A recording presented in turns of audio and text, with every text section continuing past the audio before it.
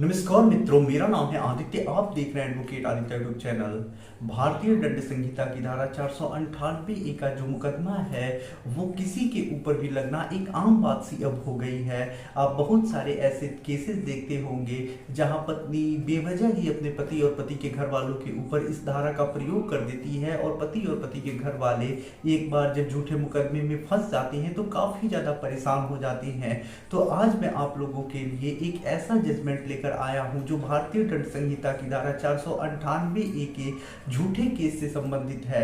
इसमें भी पति और पति के घर वालों को काफी बुरी तरह से फंसाने का प्रयास किया गया है, लेकिन पति अपनी सूझबूझ से अपने आप को उन झूठे मुकदमों से बचा पाया है, खुद भी बच पाया है, अपने घर वालों को भी बचा पाया है। तो ऐसे में ये जो जजमेंट आया है वो काफ़ी इंपॉर्टेंट जजमेंट है, पतियों के लिए हौसला बढ़ाने वाला जजमेंट है। ऐसे पति जो झूठे 498A के मुकदमे से जूझ रहे हैं, परेशान हैं, उनके लिए ये जजमेंट काफ़ी बढ़िया है और काफ़ी उनका हौसला बढ़ाएगा।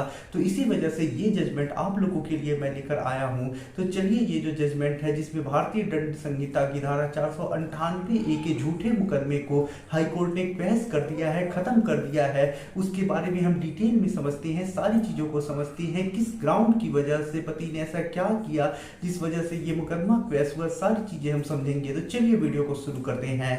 वीडियो में आगे बढ़ने से पहले मैं आपको एक महत्वपूर्ण जानकारी देना चाहता हूं। मेरी एक किताब पब्लिश हुई है जिसका नाम है legal guide for husband in matrimonial cases.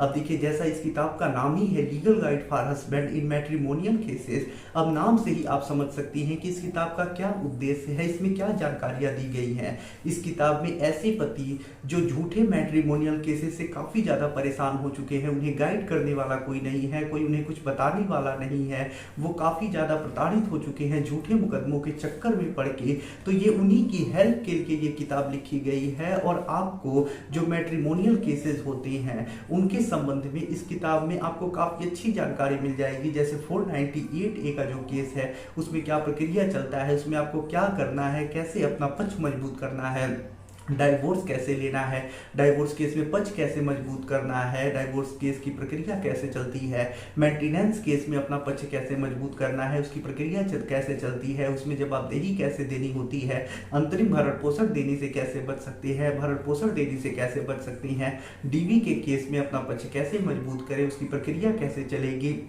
आपको कैसे उसकी जवाबदेही देनी होती है। तो सारी चीज़ें आपको इस किताब में मिल जाएगी। तो अगर आप मैट्रिमोनियल केसेस से जैसे 498A, 125 CRPC, DV act, divorce case section 9, इन सब मुकदमों से काफ़ी ज़्यादा परेशान हो चुके हैं, तो ये जो मेरी किताब है वो आपके लिए काफ़ी ज़्यादा यूजफुल सिद्ध होने वाली है। इसे आप पढ़ के काफ़ी अच्छी जानकारी जुटा लेंगे जिससे कि आपको कोई ठग नहीं पाएगा, आप अपने केस में अपना पक्ष मजबूत कर पाएंगे और अपने पैसे भी बचा पाएंगे। तो देखिए, ये जो किताब है इसकी मूल्य 550 रुपये है, लेकिन अभी आपको 50 रुपये डिस्काउंट दिया जा रहा है, तो किताब का मूल्य 500 रुपये है, साथ ही साथ 100 रुपये कोरियर चार्ज है। तो इस किताब को यदि आप बाई करना चाहते हैं तो 600 रुपये इस किताब का मूल्य है। यदि आप इस किताब को बाई करना चाहते हैं तो मेरा व्हाट्सएप नंबर आपको स्क्रीन पे दिखाई दे रहा होगा, आप उस पर मैसेज करिएगा, मैं बुक बाई करना चाहता हूँ, आगे का प्रोसीजर मैं आपको बता दूंगा। तो देखिए, आज के जिस जजमेंट के बारे में मैं आपको बताने वाला हूं वो जो जजमेंट है वो भारतीय दंड संहिता की धारा 498A के झूठे मुकदमे को क्वैश करने से संबंधित है। ये जो जजमेंट आया है वो मद्रास हाई कोर्ट के द्वारा आया है और ये जो जजमेंट है वो सिद्धार्थ गोपीनाथ वर्सेस स्टेट के केस में आया है। अब देखिए, इस मामले में होता कुछ ऐसा है कि शादी हो जाती है, शादी के कुछ दिनों तक सब कुछ सही चलता है, वाइफ जो है वो प्रेग्नेंट भी हो जाती है, फिर पति पत्नी में लड़ाई झगड़े शुरू हो जाते हैं और ऐसे में एक दिन जो पत्नी और पति होते हैं काफ़ी लड़ाई झगड़ा करते हैं, बात विवाद होता है किसी बात को लेके। उसके बाद जो पत्नी होती है घर में चली जाती है कमरे में, वहाँ पे जाके वो फंदा लगा लेती है और फांसी लगा के आत्महत्या कर लेती है। उसके बाद जब ये चीज़ें हो जाती हैं तो जो पत्नी के पिता होते हैं वो पुलिस थाने में जाके कंप्लेंट करते हैं कि उनकी जो बेटी है उन्हें काफ़ी ज़्यादा परेशान किया गया, आत्महत्या करने के लिए उकसाया गया, उससे दहेज की मांग की गई। तो इस प्रकार के बहुत सारे आरोप जो होते हैं वो लगा दिए जाते हैं पति और पति के घर वालों के ऊपर। उसके बाद देखिए जो पुलिस होती है वो भारतीय दंड संहिता की धारा 306 जिसमें आत्महत्या करने के लिए उकसाना 406 और साथ ही साथ 498 ए में मामला दर्ज कर देती है। जब मामला दर्ज हो जाता है उसके बाद जो पति और पति के घर वाले होते हैं वो हाई कोर्ट में क्वेश्चन के लिए जाते हैं। उनकी तरफ से ये तर्क रखा जाता है कि उन्होंने कभी कोई दहेज की मांग ही नहीं की, पत्नी खुद लड़ाई झगड़ा करती थी, खुद वाद विवाद करती थी, वो लोग उसे समझाते थे, ऐसा कोई लड़ाई झगड़ा उनमें नहीं होता था कि वो आत्महत्या कर ले। कभी भी पति या पति के घर वालों ने पत्नी को आत्महत्या के लिए नहीं उकसाया है, कभी दहेज की मांग नहीं किया है, कोई चीज ऐसा नहीं हुआ है।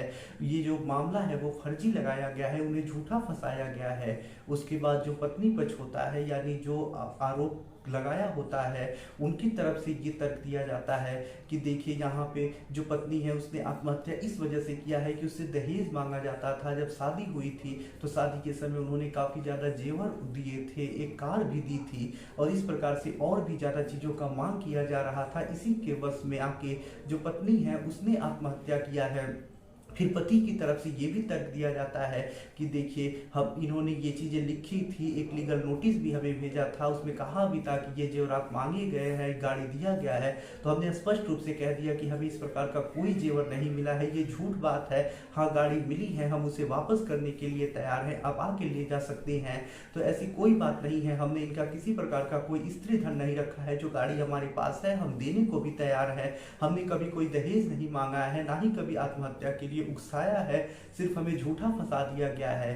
कोर्ट जब पूरे मामले को देखता है तो कोर्ट भी यही पाता है कि पहले कभी किसी प्रकार का कोई कंप्लेन नहीं किया गया, पहले कभी कोई बात विवाद नहीं रही दहेज के संबंध में कि मृत्यु के ठीक पहले कभी कोई दहेज मांगा गया हो, पत्नी को परेशान किया गया हो, ऐसी कभी कोई बात नहीं आई। तो यहाँ पे कोई मामला ही नहीं बन रहा है।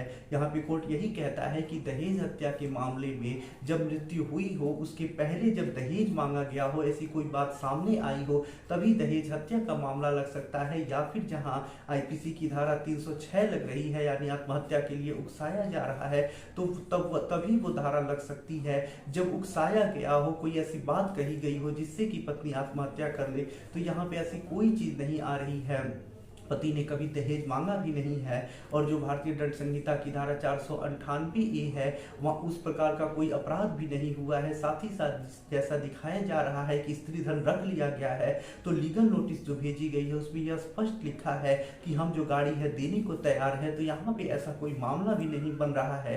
तो ये जो मामला दर्ज किया गया है वो लग रहा है कि उसमें किसी प्रकार का कोई प्रथम दृष्टया मामला नहीं बन रहा है, ये मामला चलाए जाने योग्य नहीं है और इस प्रकार से जो हाई कोर्ट होता है मामले को क्वैश कर देता है।